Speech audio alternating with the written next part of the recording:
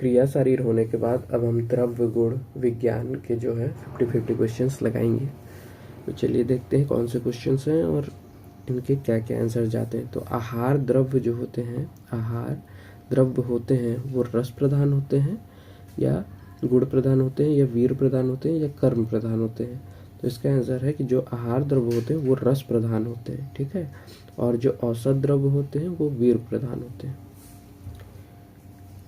तीक्ष्ण वीर द्रव्यों के सेवन मात्रा कितनी बताई गई है? तो जो तीक्ष्ण वीर द्रव्य होते हैं उनको बहुत ही कम, मतलब 1 कर्स की मात्रा में लेना चाहिए। आहार द्रव्य की सामान्य सेवन मात्रा कितनी बताई गई है? अगर आहार द्रव्य खा रहे हैं तो उसकी सामान्य सेवन मात्रा जो है वो 4 पल की बताई गई है। द्वैविध विपाकवाद माना है, जो द्विविध या द्वैविध विपाकवाद किसने माना है? तो देखिए द्वैविध विपाकवाद जो है धन्वंतरी परंपरा ने माना है। निमि ने वीर के कितने भेद माने हैं? तो जो निमि हैं उन्होंने 15 भेद माने हैं। तो इसको आपको अच्छे से याद रखना है। सबसे ज्यादा निमि ने ही माने हैं। उसके बाद है वीर का सांख्य असांख्य भी मानी है। किसने माना है?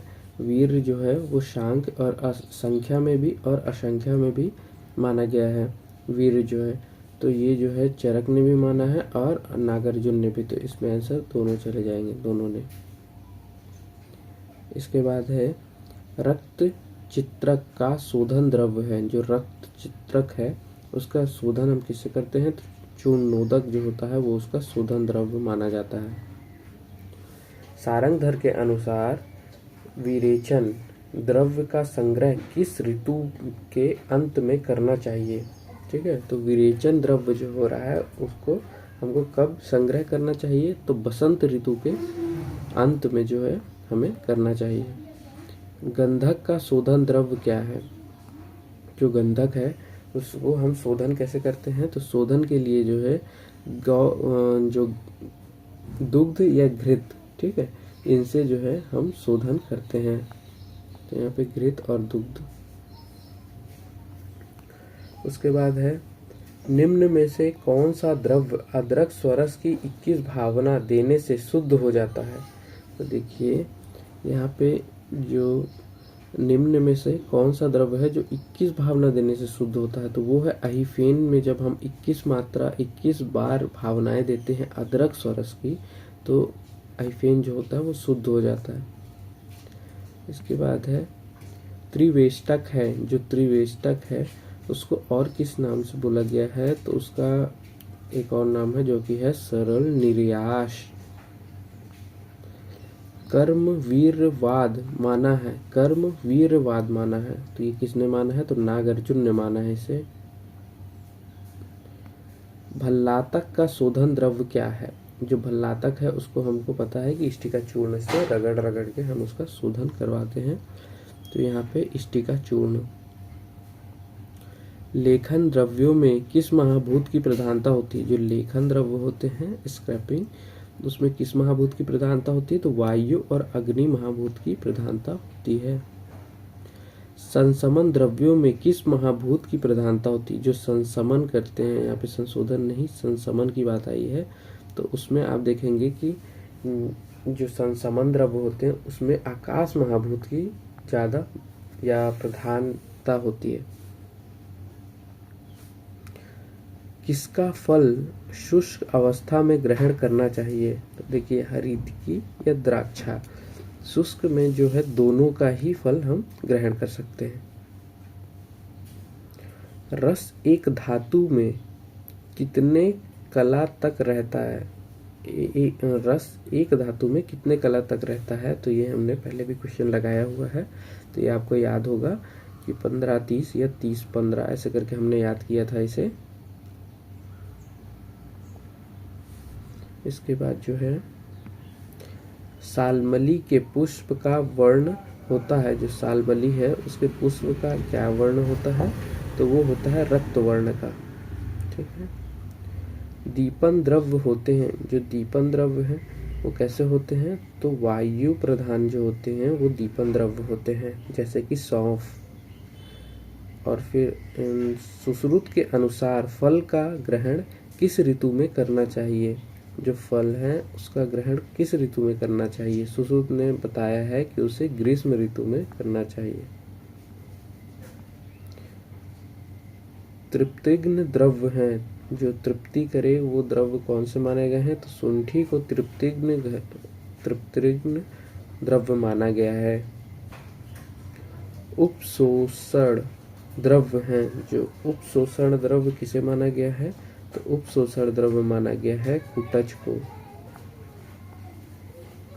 कसाय द्रव्य होते हैं, जो कसाय द्रव्य हैं वो क्या प्रधान या अग्नि का दीपन या पाचन क्या करते हैं? तो अग्नि दीपन नहीं करते हैं, ये अग्नि समन करने के लिए होते हैं जो कसाय द्रव्य होते हैं।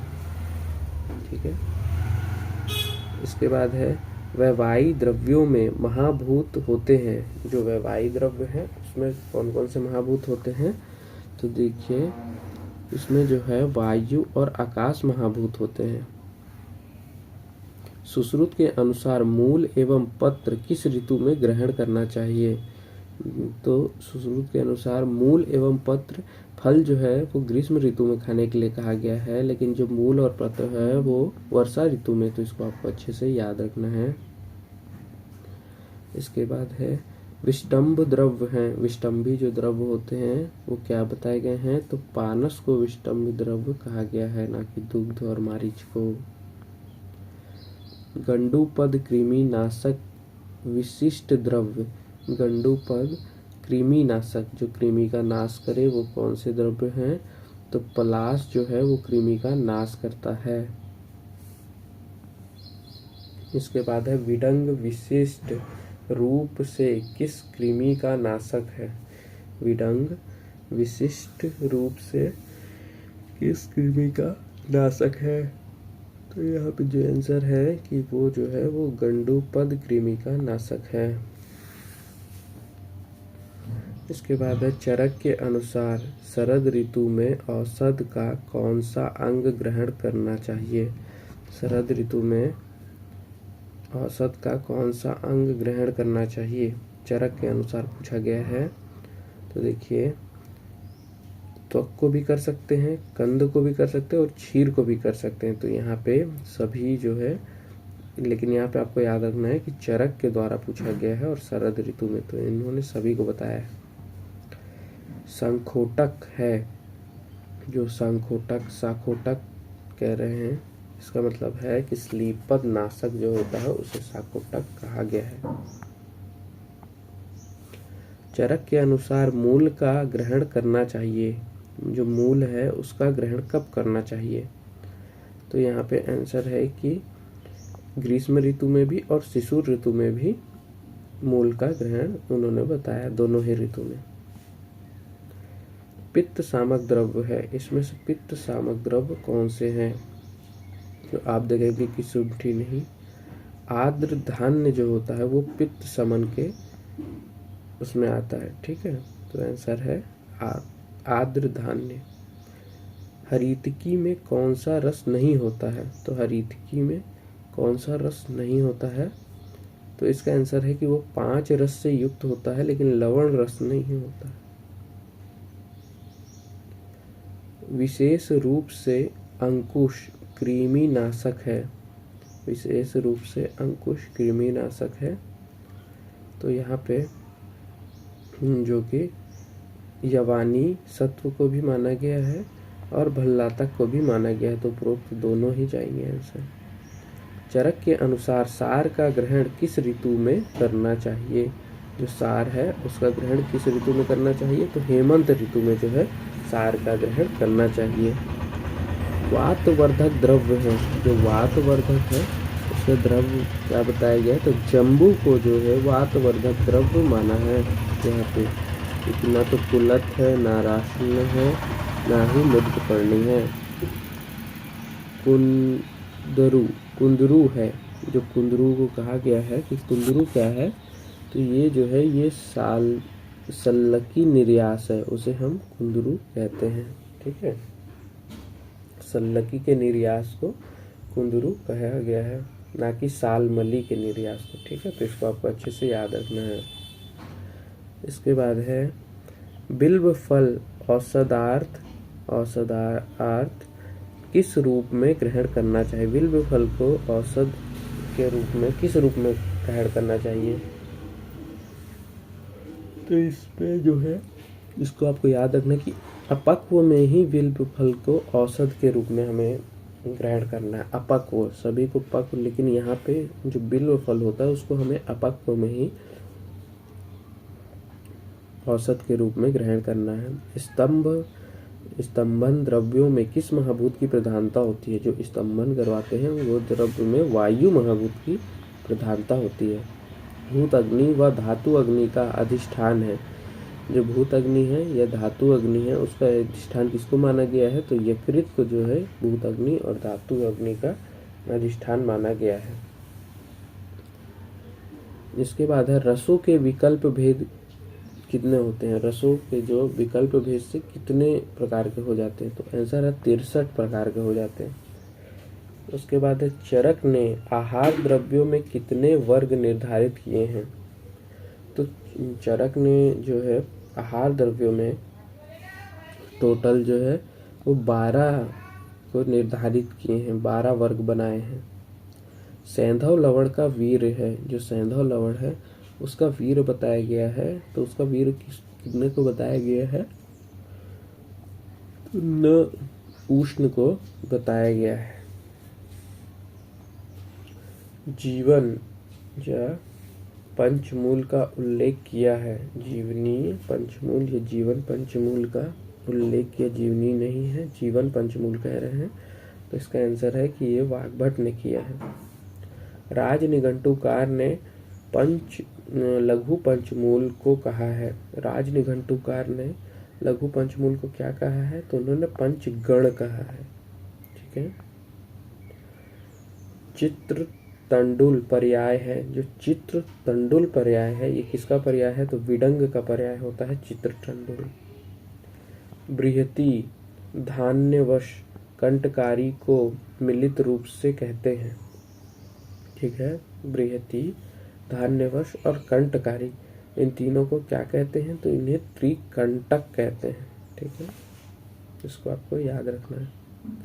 निम्न में से कौन सा द्रव्य त्रिकर्षिक में नहीं आता। त्रिकर्षिक में नहीं आता, निम्न में से कौन सा है, तो आप देखेंगे कि सुंठी जो है वो त्रिकर्षिक में आता है, मोथा भी जो है त्रिकर्षिक में आता है, और आतीश भी जो है वो त्रिकर्षिक में आता है। गुड़ूची जो है वो नहीं आता है।